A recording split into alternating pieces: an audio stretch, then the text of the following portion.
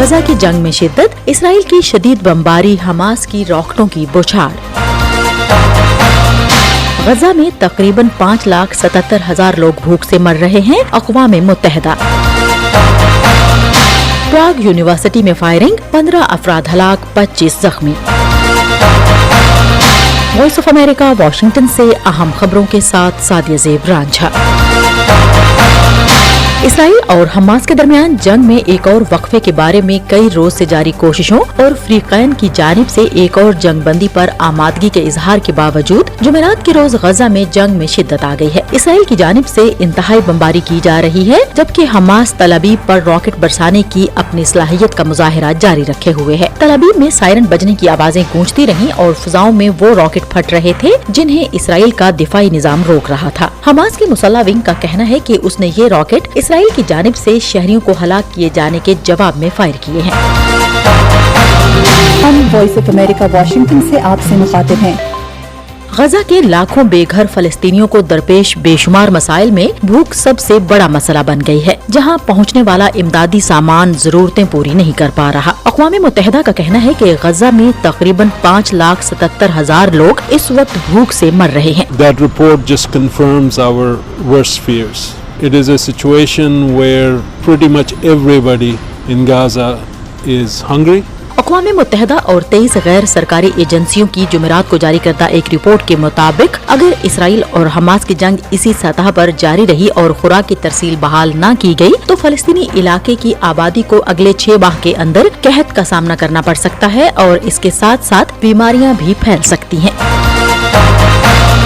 جمعرات کو پراگ کی ایک یونیورسٹی میں ایک مسلح شخص نے 1 درجن سے زائد افراد کو ہلاک اور 20 سے زیادہ کو شدید زخمی کر دیا۔ پولیس کے مطابق 24 سالہ طالب علم نے پہلے اپنے والد کو قتل کیا، پھر خود کو مارنے سے قبل اپنی یونیورسٹی میں 14 لوگوں کو ہلاک اور 25 کو زخمی کر دیا۔ یہ جمہوریہ چیک کے دارالحکومت میں ہی نہیں بلکہ ملک بھر میں بڑے پیمانے پر شوٹنگ کا اب تک کا بدترین واقعہ ہے۔ چیک وزیر اعظم پیٹر فیالا نے قوم سے خطاب میں اسے ایک گھناؤنا فعل قرار دیتے ہوئے دکھ کا اظہار کیا اور مرنے والوں کے لواحقین سے تعزیت کی۔ حکومت نے اس واقعے کے بعد ایک روزہ سوگ کا اعلان کیا ہے۔ ہم وائس آف امریکہ واشنگٹن سے آپ سے مخاطب ہیں۔ انسانی حقوق کی تنظیموں نے کہا ہے کہ ایران میں بدھ کے روز ایک ایسی خاتون کو اپنے شوہر کے قتل کے جرم میں پھانسی دے دی گئی جس کی شادی 15 سال کی عمر میں ہوئی تھی۔ ایران نے اس خاتون کی جان بخشی کے لیے چلائی جانے والی بین الاقوامی مہم کو نظر انداز کر دیا۔ سمیرا کو یہ پھانسی ایسے میں دی گئی ہے جب ایران میں اس سال سزائے موت پانے والے افراد کی بڑھتی ہوئی تعداد پر تشویش کا اظہار کیا جا رہا ہے۔ سمیرا کے رشتہ داروں کے مطابق انہیں گھریلو تشدد کا نشانہ بنایا جاتا رہا تھا۔ ایمنسٹی انٹرنیشنل اور اقوام متحدہ نے پھانسی پر تشویش کا اظہار کیا اور کہا کہ ہم ایران پر ایک بار پھر زور دیتے ہیں کہ سزائے موت کے خاتمے کے پیش نظر تمام پھانسیوں کو معطل کر دیں۔ ایرانی میڈیا نے اب تک سمیرا کی پھانسی کی خبر نہیں دی ہے۔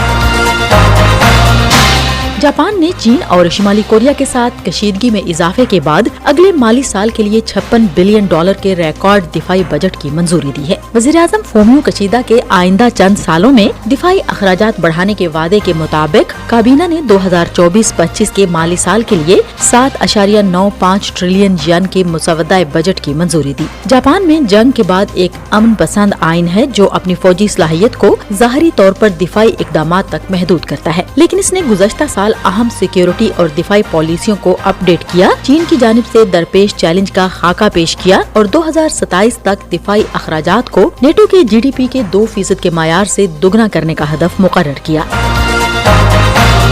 ہم وائس آف امریکہ واشنگٹن سے آپ سے مخاطب ہیں۔ اور سپریم کورٹ آف پاکستان نے سائفر گمشدگی کیس میں سابق وزیر اعظم عمران خان اور شاہ محمود قریشی کی درخواست ضمانت منظور کر لی ہے۔ عدالت عظمیٰ نے جمعے کو سماعت کے دوران پروسیکیوشن کے دلائل کے بعد کہا کہ جو دستاویزات دکھائی جا رہی ہیں ان سے کسی طور پر کیس ثابت نہیں ہوتا۔ عدالت نے 10 لاکھ روپے کے مچلقوں کے عوض دونوں رہنماؤں کی ضمانت منظور کی ہے۔